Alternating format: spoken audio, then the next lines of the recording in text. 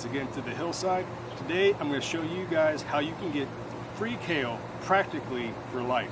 Okay, so this is just curly leaf, just a standard kale you might find at the supermarket. And I planted this from seed last fall, right about August time frame here in zone 6B, 7A. It grew all winter long, it survived. I picked leaves off of it as we had a warm spell all through the early spring. And then about last month in June, it bolted, okay? It went to seed. Now, most people may get discouraged by this when they plant out their brassica plants, bolting too early in the spring, but the reason for that is they are biennial plants. Now, what does that mean?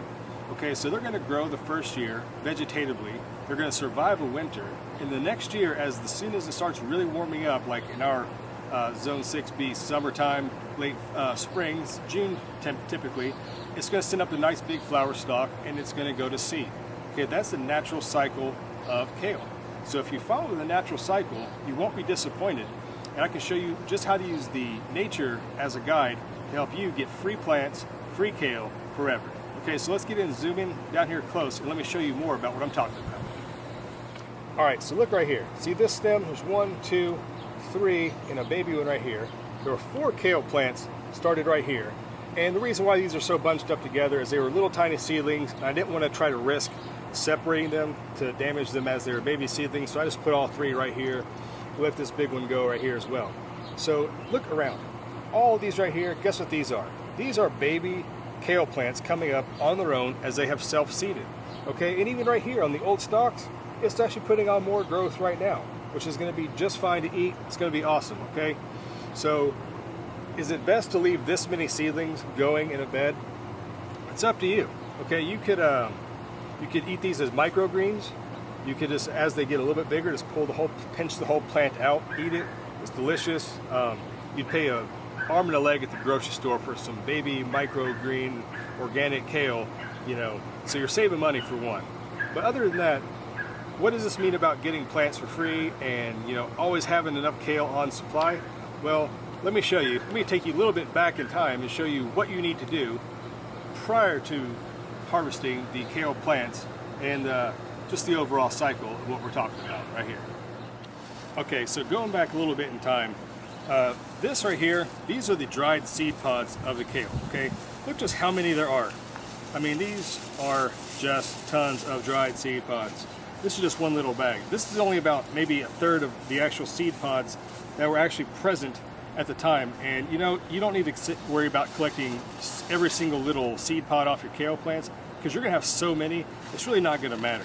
Okay, from just this little bit that I've gathered here, let me show you how many seeds you can expect to collect. All right, so check it out right here. Look at all of these seeds right here. Okay, so this is just a portion of what actually was totally produced by the little plants right there, on top of all the ones that I've missed that fell down and have self-germinated. So you look at this. All right, you're going to pay however much to get this many seeds from a big box store, your local landscaping, nursery, someplace like that. So now you have your own seeds that grew in your own soil that overwintered. Okay, these plants were super healthy. They were disease-free. You don't want to save seeds from a plant that exhibits bad genetics or susceptible to a lot of diseases. So you have this ton of seeds right here. Put these in a nice glass jar. I always save like old jelly or pickles and jars, things like that. They work great. I think glass jars are much better than plastic containers in my opinion, because they're more airtight and keep things drier, and it's going to help them store longer. So even if you didn't want to keep all these seeds over here, let them grow, you have enough supply here that you can start so many plants for free. There's literally hundreds of plants right here that you can potentially grow. You can give them away, you can start them, you can make succession planting. But like I'm saying, this is all from a one-time investment of 4 little plants. You have returned this much. You could have had twice as much if you really wanted to waste your time with every single meticulous little seed that could have been around. But anyways, so let me show you what a mature seed pod would have looked like prior to being opened, and just kind of show you what to expect when harvesting your kale seeds. Seed is going to dry, this little part's going to go away, and look right here. I count 1, 2, 3, plus it fell probably 6 or 7 seeds right there, and then you're going to break it open again on the other side, and there's just as many on the other side as well, and this is from one seed pod. So I mean, if you really wanted to, I mean, how many kale plants do you really need to grow in your garden, right? There's probably a dozen seeds right here from just one seed pod. All right, there were literally hundreds of seed pods on this plant. Like you saw how many I saved right there, right? But look right there. I mean, in just a few seconds, you've got enough kale seed saved from just 2 little pods to grow all the kale you're going to need for next year. You didn't pay for this. This is fresh. This is free. Like I said, you can put this in a little Ziploc bag or preferably a glass jar or glass container or something. And there you go. So once again, you're on the way to having free kale for life with just little seed saving tips and just little stuff that's so simple anyone can do. Okay, everyone complains, says gardening is way too expensive. I can't do gardening. I spend way too much money on my garden. It's impractical. Just go to the grocery store. You can never actually outcompete the grocery store or the big food complexes. But look at this right here. You've saved enough seeds right here to be pretty much self-sufficient in kale most of the year if you really try hard. So once you have the seeds growing and the nature has done it for you, they've dropped the seeds and they've just kind of self-grown.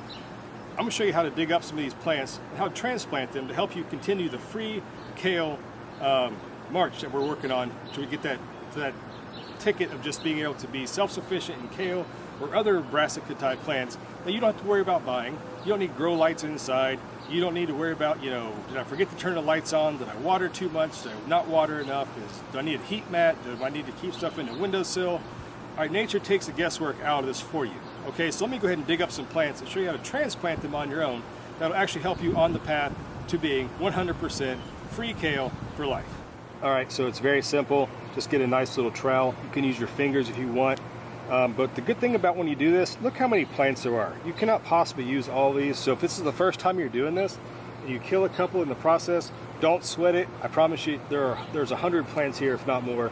That's gonna set you up just fine for having free kale. Okay, so this little clump right here seems like a nice place to start. Very gently just kind of get in. You just want to barely just kind of tease these little seedlings up like this as such. And there you go. That's probably a good 8 or so seedlings. There's another one right there. So let's go take these down to the propagation bench, show you how to transplant these little kale seedlings right here really quick and wrap this video up. Okay. All right guys, we're here at the propagation table here in the backyard. I'll show you how to transplant the kale seedlings we just dug up. It's super simple. Let's get right into it. Okay guys, let's do this. So first and foremost, you get a little tray. You probably have lots of trays laying around. Again, dispelling the myth that gardening is supposed to be super expensive, right? You can repurpose these. These can be yogurt containers, ice cream containers, whatever. It doesn't need to even be a 6-cell tray. It just makes it a lot easier if you plan on transplanting them out. Use what you have. Old food containers like this I like to save. You can even make a tray like this and make that into makeshift planting medium, seed starting area if you want to as well. So take a dibber tool. This is just something I have. It's super cheap. You can use a pencil, you can use a stick, you can use your finger. Okay, it doesn't need to be expensive or difficult.